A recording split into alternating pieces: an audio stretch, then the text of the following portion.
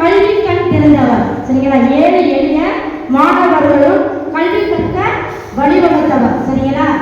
இது எப்படி சொன்னாங்கன்னா, ஏழை எளியவர்களும் என்ன செய்யணும், கல்வியை கற்கணும்னு சொல்லிட்டு என்ன செய்தாரு, கல்வியை வகுத்து கொடுத்தவர்.